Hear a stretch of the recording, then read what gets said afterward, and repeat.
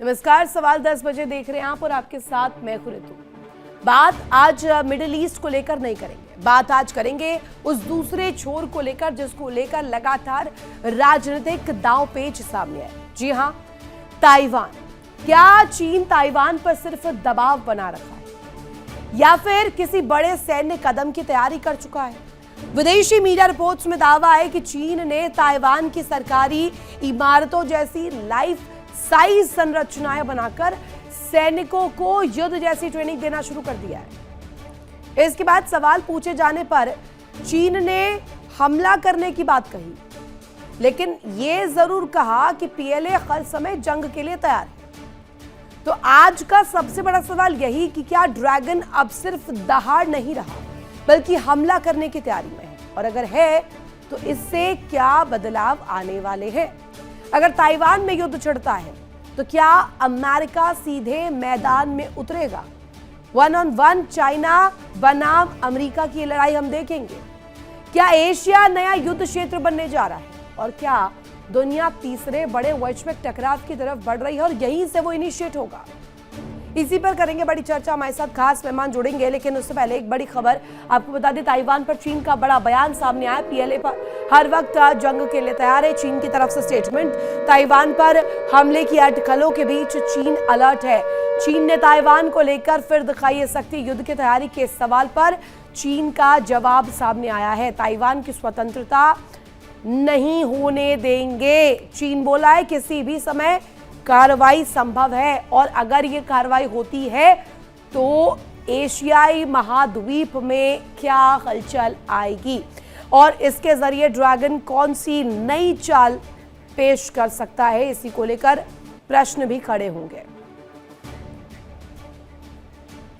तो चीन ताइवान का ये विवाद क्या है, जल्दी से आपके सामने कुछ डिटेल्स रख देते हैं कि आखिर ये मसला क्या है जहां से ये पूरी की पूरी तनातनी, ये पूरी लड़ाई शुरू हुई है। ताइवान को चीन अपना हिस्सा मानता है, ताइवान पर चीन नियंत्रण चाहता है, जबकि ताइवान खुद को स्वतंत्र देश मानता है। ताइवान के पास सैन्य गतिविधियां बढ़ाई गई, समुद्र में कई दफा टकराव भी देखने को मिला। हमने देखा था कि छोटी नावों के जरिए चीन कैसे एक फ्रंट तैयार कर रहा है और ताइवान को कॉन्कर करने के लिए वहां पर क्षेत्र के रूप में जो विस्तार कर रहा है, विस्तारवादी सोच वहीं से सामने आई। लेकिन ताइवान बनाम चीन की ये लड़ाई आखिर आगे कहां जाती है और इसमें क्या पेच फंसता है? ताइवान पर दबाव कैसे बढ़ता है, चीन कैसे बनाता है? विदेशी रिपोर्ट्स ये मानती है कि पीएलए की युद्ध की तैयारी का दावा एक पूरी तरीके से प्रारूप पेश करता है कि अब चाइना इस पीछे नहीं होने वाला। चीन का जवाब इस पर आता है कि पीएलए हर समय युद्ध के लिए तैयार है और लाइफ साइज प्रतिकृतियां जो है वो भी सामने आई है। ताइवान की सरकारी इमारतों जैसे मॉडल पर सैन्य अभ्यास की चर्चा भी की जा रही है। अब इसके बाद हमला होगा या रणनीतिक दबाव कंटिन्यू होगा, इसी को लेकर बड़ा प्रश्न उठ रहा है। इसी पर करेंगे बड़ी चर्चा। हमारे साथ खास मेहमान जुड़े हुए हैं, तारुफ करवा दूं आपको। कमांडर डॉक्टर भूषण दीवान सर हमारे साथ जुड़े हुए हैं और साथ ही साथ मेजर विराट मिश्रा हमारे साथ कनेक्ट है। दोनों का ही तहे दिल से स्वागत। और पहला प्रश्न विराट सर आप ही से कर लेते हैं। हमने देखा मिडिल ईस्ट की स्थिति इस वक्त वहां पर बारूद धुआं स्थिति नजर आ रही है, लेकिन दूसरे तरफ एक ऐसी शांति है जो कि इशारा कर रही है, मैसेज दे रही है कि ये एक बड़े टकराव की या एक बड़े तूफान से पहले की शांति है। Is that right Virat sir? It is absolutely right Ritu ji. देखिए, कहीं ना कहीं पहले भी कहता आया हूं, अगले साल 2027 में पीएलए के 100 साल हो जाएंगे और जो चीनी राष्ट्रपति हैं शी जिनपिंग, उनको बहुत इच्छा है इतिहास में अपना नाम दर्ज कराने का। आपको बताऊं कि 1949 में जब ये लड़ाई शुरू हुई, कुओमिंटांग करके एक रिबेल फैक्शन था जो चीन से ही निकल के ताइवान पहुंच गया और वहां पे इन्होंने अपना एक अलग सेटअप बनाया ताइवान में, और तब से ये लड़ाई जारी है। चीन कह रहा है कि ताइवान हमारा अभिन्न हिस्सा है, किसी भी हाल में हम इसको अलग नहीं होने देंगे अपने से। और ताइवान का ये मानना है कि वो एक अलग देश है, सेपरेट आइडेंटिटी है उनकी, और वो चीन के साथ नहीं मिलना चाहते। चीन का कहना है, बीच में ऐसी भी बातें हुई थी कि चीन कह रहा था कि 1 कंट्री 2 सिस्टम्स, जैसे हांगकांग में चल रहा था वैसे ही हम यहाँ ताइवान में भी बना लेंगे और सब कुछ सामान्य हो जाएगा। पर ताइवान इसके लिए अग्री नहीं किया। और आपको बताऊं कि 2005 में एक ऐसा लॉ लेके आया चीन, जो कहता है कि ताइवान को हम या तो बातचीत से इस मुद्दे को सुलझाएंगे, और अगर नहीं सुलझता है तो हम लड़ाई करेंगे, हम युद्ध में जाएंगे, हम फोर्स यूज करेंगे। और ये बात कहते ही ये संबंध बिगड़े हैं 2005 के बाद से, और 2012 से और 2022 से तो आपको बताऊं इनके बीच में एक एक मीडियन लाइन कहते हैं उसे, उसको लगातार चाइना ने वायलेट किया है। वहां पे अपने फाइटर जेट्स उड़ाता है, बॉम्बर जेट्स उड़ाता है, इंटेलिजेंस एयरक्राफ्ट उड़ाता है, वहां पे अपनी नाव और शिप्स और फ्रिगेट्स भेजता है। ऐसी स्थिति में हमेशा से ताइवान परेशान रहा है। उसकी मदद कौन करता है? अमेरिका। अमेरिका उसको 49 से लगातार मदद करता है। उन्होंने अपने बहुत सारे युद्धपोत वहां पे पहले एस्टैब्लिश कर दिए थे। पर इधर मिडिल ईस्ट में आपने जैसा कहा कि धुआं धुआं हो गया है, दिक्कतें बढ़ गई हैं, तो अमेरिका का ध्यान चला गया है अब मिडिल ईस्ट की तरफ, और इस वजह से चाइना को एक अपॉर्चुनिटी, नहीं, एक एक ना अवसर दिख रहा चाहता है। हुआ फायदा मिल गया है शी जिनपिंग को। ऐसा लग रहा है कि मिडिल ईस्ट के इस युद्ध की वजह से शी जिनपिंग को एक एज मिला है कि कहीं ना कहीं एक मिडिल ऑफ द लाइन, एक थोड़ी सी नैरो जो है लाइनिंग जो सामने आती है, उनको वो टाइम मिल गया है जिसके जरिए वो ताइवान के केस में अपनी बढ़त को आगे कर ले, उस रणनीतिक पैमाने पर भी और सैनिक पैमाने पर भी। दीवान सर, आप क्या मानते हैं, क्या इसमें अब अमेरिका इंटरवीन करेगा डायरेक्टली इनडायरेक्टली? अमेरिका ज़रूर इंटरवीन करेगा, क्योंकि अमेरिका के लिए तो काफ़ी टाइम से पॉलिसी है साउथ चाइना सी में, एशिया पैसिफिक में अमेरिका ने चीन की लाइन छोटी करनी है, ये पक्की बात है। अब सवाल ये है कि मिलिट्री तौर पे कितना अटैक डायरेक्टली जाता है इसके अंदर, बड़ा मुश्किल है कहना इस टाइम, क्योंकि इसमें बहुत खतरा है। तो इसमें ये ताइवान को काफ़ी आर्म किया जा रहा है तब से। ताइवान को शायद चाहेगा चीन, अमेरिका के ताइवान जो है वो इस चीज़ को संभाले, पर ताइवान बिना अमेरिका के फोर्सेस के प्रेजेंस के, डायरेक्ट फोर्सेस के प्रेजेंस के, ताइवान को, चीन को अटैक को संभाल नहीं पाएगा। पर अगर अमेरिका आता है इसके अंदर तो ये डायरेक्टली चीन के साथ कन्फ्रंटेशन होगी, ये दुनिया के लिए बहुत बड़ी कन्फ्रंटेशन होगी। ये आप बिल्कुल सही कह रहे हैं, कई इसमें फोर्सेस आ जाएंगी। चीन जो है रूस से सपोर्ट मिलेगा उसको, और ताइवान को जापान से सपोर्ट मिलेगा, साउथ कोरिया से सपोर्ट मिलेगा, और चीन को नॉर्थ कोरिया से सपोर्ट मिलेगा अगर दायरा बढ़ता है।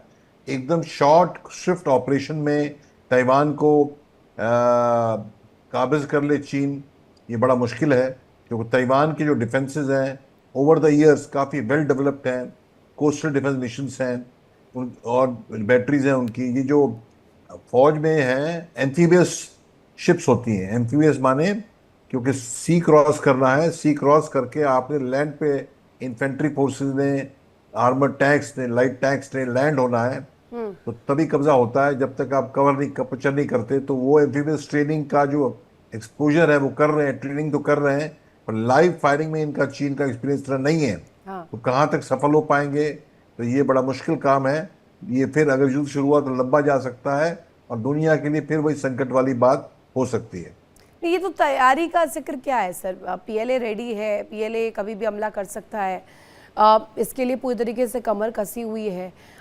इसको लेकर के जो चाइना ने रुख रखा है, ये कितना दिलचस्प हो जाता है? दीवान सर प्लीज इसको कंप्लीट कीजिएगा सर। बिल्कुल, वो तैयारी तो पूरी कर रहा है, अभी से नहीं, उन इरादे भी पक्के हैं, मिलिट्री प्रिपरेशन भी काफ़ी है, और जो सिमुलेशन तो और सैंड मॉडल्स भी आर्मी में होते हैं। सिमुलेशन और मॉडल्स ये हर कोई आर्म फोर्स करता है तैयारी के लिए, पर चीन की जो तैयारी है ये खास है। Life size, actual life size models, जो बड़े जो बिल्डिंग्स हैं ताइवान के, मिलिट्री बेसिस हैं ताइवान के, अंडरग्राउंड टनल्स हैं ताइवान की, और इवन सिमुलेशन के लिए कैरियर्स, जो वॉरशिप जो अमेरिका के हैं उनके, सबको पकड़ने के लिए उन्होंने लाइफ साइज मॉडल रखे हुए हैं। तो वो ऐसा है कि फेल नहीं होना चाहते, बहुत पूरी मजबूती से तैयारी कर रहे हैं। फिर भी उसके बावजूद भी सरप्राइज होना चाहिए। उसके बाद में जैमिंग अच्छी हो, इलेक्ट्रॉनिक वॉरफेयर से ताइवानीज की रेडार्स के ऊपर, ताकि ताइवान डिटेक्ट ना कर पाए। नहीं तो ये पहुंचना वहाँ पे टाइम पे बिना इंटरसेप्शन के ताइवान के बड़ा मुश्किल है। और तैयारी तो पूरी चीन की है और ताइवान की भी है। नहीं तो फिर इसके बाद सवाल, अगर आनंद सर मेरे साथ जुड़े हुए हैं, देवानंद सर ने भी ज्वाइन कर लिया मुझे। सर आपका भी स्वागत। और सबसे पहला प्रश्न आपसे यही, एक ट्रेनिंग का जिक्र हो रहा है कि कथित तौर पर कुछ ट्रेनिंग का हिस्सा, कोई एक ऐसा पार्ट जो एक्सपोज हो चुका है। चाइना अब सिर्फ और सिर्फ बयानों के जरिए नहीं, अब पूरी तरीके से ऑन ग्राउंड होकर के ताइवान के केस में कुछ ऐसा कर सकता है कि ऐसी चाल चल सकता है जिससे दुनिया और खासतौर पर एशियाई महाद्वीप जो है वो हक्के बक्के रह जाए। ऐसा कुछ होने वाला है क्या? जी देखिए, सबसे पहले आपके और आपके दर्शकों को नमस्कार, जय हिंद। जो आपका सवाल है, मैं मानता हूं कि ऐसा होना असंभव नहीं है। ओके।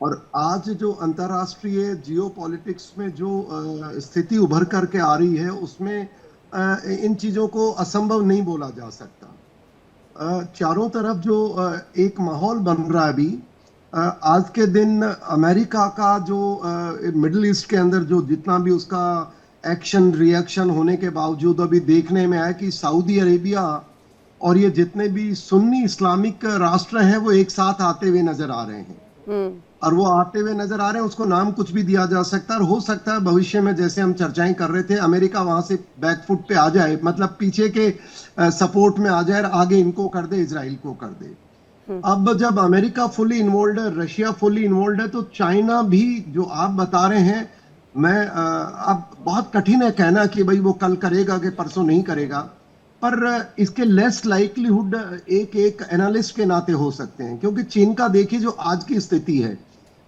2-4 दिन पहले जितना भी विद्वान लोगों से चर्चाएं कर रहे थे, तो ये सुनने में आ रहा था कि चाइना के अंदर प्रॉब्लम बहुत सीरियस हो चुकी है।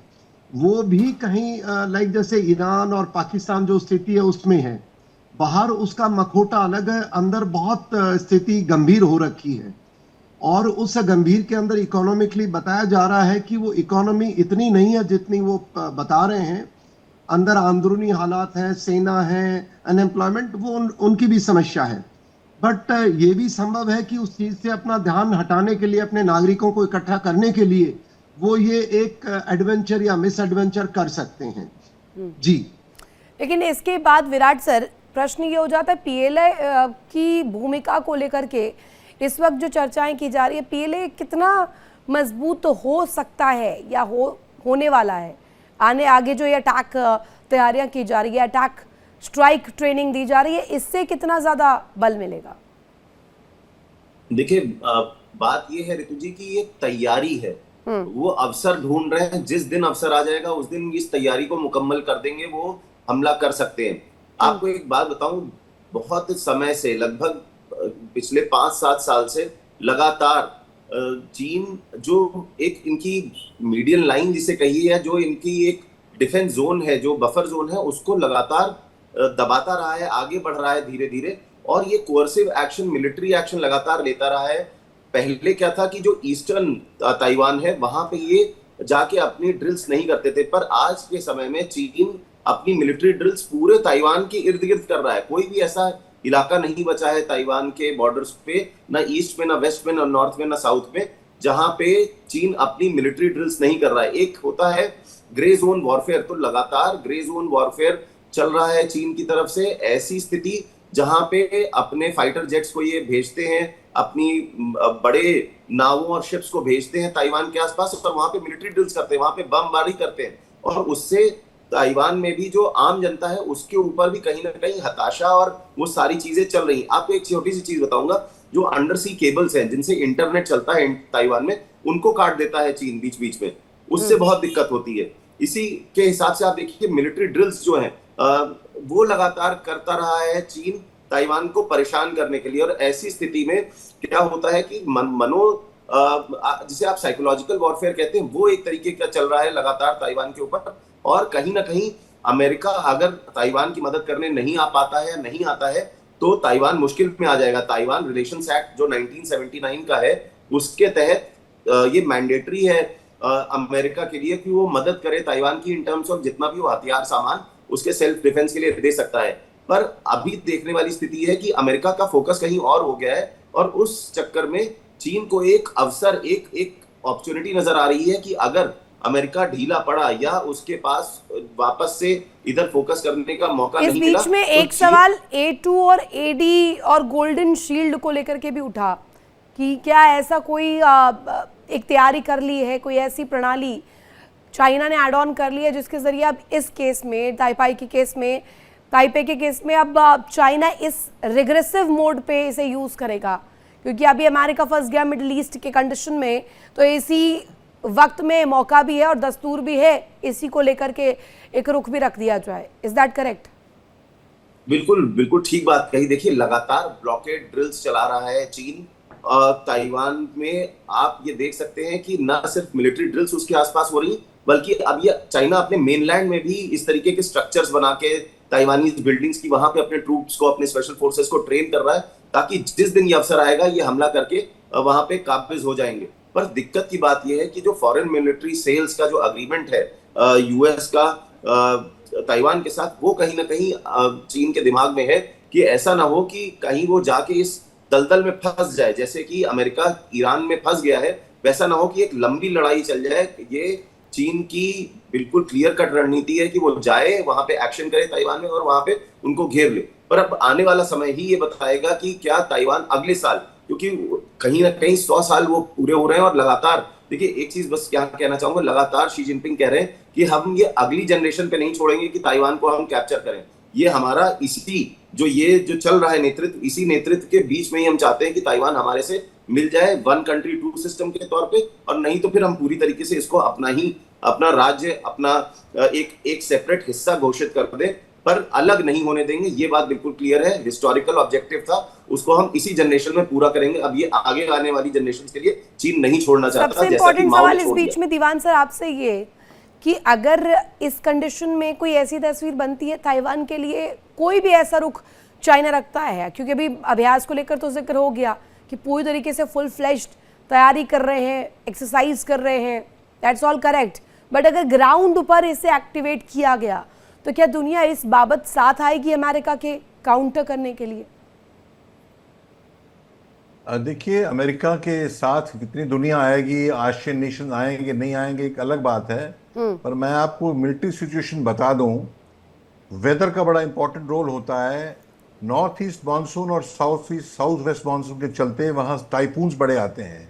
Okay. और खाली और कब जून से अक्टूबर 5 महीने बहुत वेव स्ट्रांग होती हैं। एम्फीबियस लैंडिंग, क्रॉस करना शिप से मैसिव इन्फेंट्री को बड़ा मुश्किल काम है। तो इनका काम है अप्रैल मई में करने का, और या तो अगस्त सितंबर में करने का। इनको ये मौका मिलता है किसको, चीन को अटैक करने के लिए, नंबर 1। तो इसके लिए पूरा कोस्टल डिफेंस के लिए ताइवान पूरी हार्डन कर दिया है। लिमिटेड बीच लैंडिंग पॉइंट्स अवेलेबल कराएगा ताइवान जो है चीन को। बाकी सब उन्होंने अच्छी तरह कैप्चर किए हुए हैं, ऑब्स्टिकल लगा के और बाकी सब चीज़ें करके, और पूरा उसको एंटी शिप मिसाइल डिफेंस को बड़ी इंटेंसिव तरीके से, बड़ी कंसंट्रेट तरीके से उन्होंने तैयारी की हुई है एंटी शिप मिसाइल, क्योंकि शिप से आना है, मैसिव फोर्सेस शिप से आएंगे। हेलीकॉप्टर अटैक, एयरक्राफ्ट अटैक तो आपने देख लिया, ईरान वॉर में भी अमेरिका कितना भी करे, वो तो एक तो 3 दिन पहले की खबर है, मुझे अभी इसको लेकर डिटेल मिली है दीवान सर, मैं जरा आपके सामने पुट ऑन करना चाहती हूँ। China puts the squeeze on Taiwan with the new maritime patrols. साथ ही साथ ये भी कहा गया कि China's coast guard and civilian fleet are expanding their presence in the water off east of Taiwan. अब ये पेट्रोलिंग बढ़ा करके या वहां पर स्क्वीज करके इस पूरी तस्वीर को चाइना क्या दिखाना चाहता है? रणनीतिक पैमाने पर भी कहीं से भी कोई पॉलिटिकली भी एड्ज मिलेगा क्या? क्योंकि ताइवान के अंदरूनी तौर पर भी अगर देखें तो विपक्षी पार्टियों के साथ भी बहुत तालमेल फिट किया गया है। हाँ, मैं यही पॉइंट पे आने वाला था। चीन का आइडिया है, हमेशा उनका जो स्ट्रेटेजिक एनालिस्ट सन ट्रू कहता है, लड़ाई वो अच्छी जो बिना लड़े जीते जाए। तो ये डरा धमका के ये आज से नहीं कर रहा है, 10-15 साल से कर रहा है। फिलीपींस को कर रहा है, वियतनाम को कर रहा है, हर एक को कर रहा है, ताइवान को कर रहा है बुरी तरह, ताकि डर के मारे ये लोग सामने आ जाएं और जो इन अपोजिशन फोर्सेस ताइवान की हैं वही खुद कह दें अंदर से, अंदर खाने कि हमें चीन के साथ मिल के रहना अच्छा है लड़ाई करने के बनिस्बत। नुकसान होगा बड़ा भारी हमारा भी। और दूसरी बात, ये किसी पे अटैक करना तो केक वॉक तो रहा नहीं। हमने देख लिया 5 साल रूस का यूक्रेन के ऊपर क्या हुआ है, हमने देख लिया अमेरिका का ईरान पे क्या हुआ है। तो कितना भी तैयारी कर ले चीन, पहले तो ये वेदर कंडीशंस और कोई गारंटी विक्ट्री के नहीं है। पर क्या ये पहले से भी डेडली हमारे यहाँ होगा किया। दीवान से, डेडली होगा क्या ये, more than this Deadly middle बहुत ईस्ट होगा, कंडीशन? पर मैं आपको बता, समरी में ये है कि 20-25% खाली 20% चांस है क्या कि 2027 में या even few years thereafter चीन जो है ताइवान पे मिलिट्री अटैक करेगा। उसकी गेम यही रहेगी, डराना धमकाना और ये हैरेसमेंट करना जो हर कंट्री को कर रहा है। मैं फिलीपींस के ग्रुप में रहता हूँ ऑनलाइन, उनका भी यही करता है। वो सिविलियन मिलिशिया है और उनको डराने धमकाने का काम कर रहा है। और ये भी जो काम है ये डराने धमकाने का है, तैयारी जो इनकी बहुत होनी है आगे। क्यों? लड़ाई वो अच्छी नहीं है जिसमें सक्सेस की प्रोबेबिलिटी कम से कम 70-80% ना हो। इसके अंदर सक्सेस की प्रोबेबिलिटी बड़ी लो है। तो अमेरिका भी ये सोच के बैठा हुआ है कि प्रोबेबिलिटी बड़ी लो है, इसलिए चीन जो है ताइवान पे अटैक कुछ सालों में तो नहीं करेगा, 27 में तो नहीं करेगा। ऐसा इंटेलिजेंस का ऑप्शन आंकलन है। इसके साथ साथ एक और सवाल मेरा, देवानंद सर जुड़े हुए हैं यहाँ पर। एक और रिसर्च में बात सामने आती है, some of the waters around southern Japan and northern Philippines overlap with Taiwan's exclusive economic zone extends 200 nautical miles from the coast line. ये कितना क्रूशल हो जाएगा, क्योंकि चाइना नहीं चाहेगा कि इससे कोई भी फायदा, चाहे सेमीकंडक्टर बेसिस पे हो या दूसरे केसेस में हो, वो फायदा कोई और ले जाए। देखिए, इनका जो जहां तक चीन की जो हम चर्चा कर रहे हैं, जो आपने सवाल किया है, कब किस समय क्या करेगा, वेरी डिफिकल्ट। बट एक बात क्लियर होनी चाहिए कि अभी आज के जो अंतर्राष्ट्रीय जो स्थिति बन रही है और जिस प्रकार से युद्धों की स्थिति बन के उभर के सामने आई है, यूक्रेन हम देख लें, हम ईरान देख लें, छोटे मोटे और भी चारों तरफ चल रहे हैं। एक चीज बहुत साफ है, अगर स्थानीय लोग, नागरिक नहीं चाहते, कोई बाहर का लोग अंदर से वो सपोर्ट नहीं करेगा। वो चाहिए ऑन सी हो, ऑन बीचेस हो और इन हिंटरलैंड हो। तीनों के अंदर कोई भी दूसरे देश की ताकत आकर के वहां सफल नहीं हो सकती जब तक कोई अंदर से डिस्टरबेंस करके उनको सपोर्ट ना करे। जहां ये तो तक कितना बल है चाइना की बातों पर। चाइना कह रहा है कि हम तैयार हैं, हमने असला बारूद तैयार कर लिया, हम जंग के लिए रेडी हैं। देखिए, चाइना एक्चुअली क्या है कि वो मिलिट्री फोर्सेस, मैं उनको नहीं मानता हूं। बहुत सारे विद्वान कह सकते हैं उनके पास पता नहीं कौन सी जनरेशन की मिसाइल्स हैं, वो चांद पे पहुंच गए। बट देखिए, युद्ध के अंदर अमेरिका का हाल हमने देख लिया ईरान में। वो एक IRGC छोटा सा ग्रुप है, कोई ऐसा भी नहीं है कि पूरा देश उसके साथ है। पर वो क्योंकि लोकल लोग जब बाहर वाले के और अंदर वाले के बीच में, अगर वो अंदर जो भी उनकी पावर सेंटर है, वो कहते हैं जैसा है हमारा है, तो मैं मानता हूं चाइना अभी ये मिसएडवेंचर ही होगा अगर कोशिश करेगा तो, और करने के बाद मैं नहीं देख रहा हूं सफल हो पाएगा। देखिए, इसमें कई कारण आते हैं। अमेरिका का ओपन सपोर्ट रहेगा। मैं भारत का भी, जहां तक उसका ताल्लुक है हमारा, उसके साथ डिफेंस पैक्ट्स हैं। जापान का ओपन सपोर्ट रहेगा। और जो इर्द गिर्द लिटोरल स्टेट्स हैं, वो भी क्या है कि उनके साथ साथी हैं। ईरान के साथ आज कोई भी दुनिया में साथ नहीं खड़ा है ओपनली, बट इसके साथ बहुत सारे देश खड़े हैं। और अमेरिका जानता है कि चीन हमला नहीं करेगा, और करेगा तो वो जो चीन की जो ताकत उभर के आई है इकोनॉमिकली, या जो भी उसको आज एक मान सम्मान है, वो कम हो जाएगा। तो ऐसी स्थिति में मैं यही कह सकता हूं कि चीन ऐसा कदम नहीं उठाने की संभावना है। और अगर उठाता है तो मैं मानता हूं चीन अपने खुद उस नेगेटिव ग्रोथ के अंदर चला जाएगा। और अमेरिका यही चाहेगा, इवन रूस भी यही चाहेगा कि चीन, देखिए रूस और चीन के बीच में वैसे तो सारे इनके संबंध अच्छे हैं, एक दूसरे को मदद करते हैं, पर जब इनके दोनों के हितों की बारी आती है तो ये दोनों के इनके बहुत सारे मतभेद हैं। और उस मतभेद के अंदर एक पाइपलाइन का मतभेद बहुत बड़ा चल रहा है। तो फिर सीरियस सवाल पूछ लेती हूँ मैं, हमारे साथ विराट सर जुड़े हुए हैं। रणनीतिक पैमाने पर साउथ चाइना सी में कौन सी नई डिप्लोमेसी होने वाली है? फिर पैसिफिक रीजन इससे कैसे इफेक्ट होगा? देखिए, जो ये क्रॉस-स्टेट रिलेशंस रहे हैं चीन और ताइवान के, वो कभी भी कॉर्डियल नहीं रहे हैं, कभी भी बहुत अच्छे नहीं रहे। और एक चीज बताऊं, एक ऑपरेशन होता है जिसे फोनॉप कहते हैं, फ्रीडम ऑफ नेविगेशन ऑफ जो सीरीज है, उनके ऊपर जो बाकी देश हैं, चाहे वो ऑस्ट्रेलिया है, जापान है, अमेरिका है, वो इनकी स्ट्रेट के बीच में से अपनी नाव और अपनी जो शिप्स हैं, जो बड़ी शिप्स हैं, वो निकाल देते हैं। चाइना हमेशा से कहता है कि ये सब हमारा इलाका है, आप यहाँ से नहीं निकल सकते। पर रिजेक्ट करता है, यूएस रिजेक्ट करता है, ऑस्ट्रेलिया रिजेक्ट करता है, जापान इस बात को, और वो फ्रीडम ऑफ नेविगेशन बना रहता है। और इस वजह से भी कहीं ना कहीं चीन ये मानता है कि अगर ताइवान पे वो हमला करता है तो बाकी देश उसके ऊपर हमला ना भी कहें तो वो मदद करेंगे ताइवान की। ऐसी स्थिति में चीन को बहुत कुछ सोचना पड़ रहा है आज की डेट में, पर वो लगातार ब्लॉकेड ड्रिल्स कर रहा है, लगातार तंग कर रहा है और लगातार उस थ्रेशोल्ड को आगे बढ़ा रहा है जिसमें ताइवान रिएक्ट भी नहीं कर पा रहा है, और अपना ग्रे जोन वॉरफेयर जो है वो चीन लगातार चला रहा है। देखिए 2005 में ताइवान के खिलाफ एंटी सेसेशन लॉ लाया था चीन अपने। देयर इज शी जिनपिंग, वो सीजन्ड है, डोनाल्ड ट्रंप के कंपैरिजन में तो काफी ज्यादा सीजन्ड है पॉलिटिशियन, तो वो इस बाबत क्या कोई रुख रख सकता है? और क्या इतनी जल्दी अपनी डिप्लोमेसी के जो पूरे दाव पेच हैं वो एक्सपोज करेंगे दुनिया के सामने, या कुछ दबा के रखेंगे कि आगे साउथ चाइना सी में कुछ चलने के लिए बच जाए?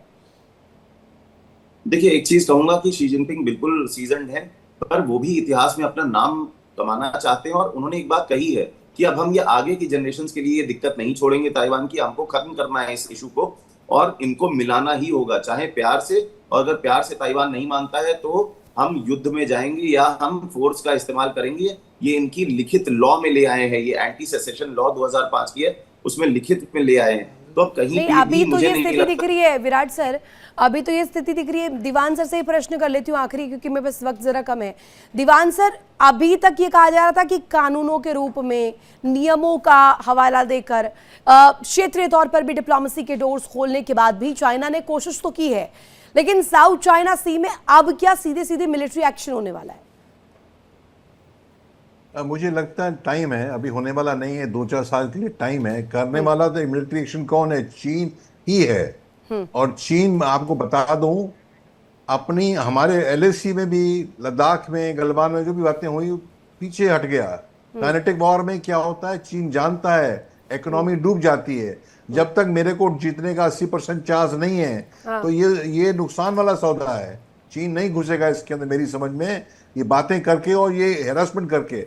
आपको मालूम होगा शायद, जो फिशिंग ट्रॉलर्स होते हैं ये उनको कहते हैं मिलिशिया को यूज करके फिलीपींस के, ताइवान के जो टैंकर्स हैं, फिशिंग ट्रॉलर्स हैं, उनको आके धक्का मारता है।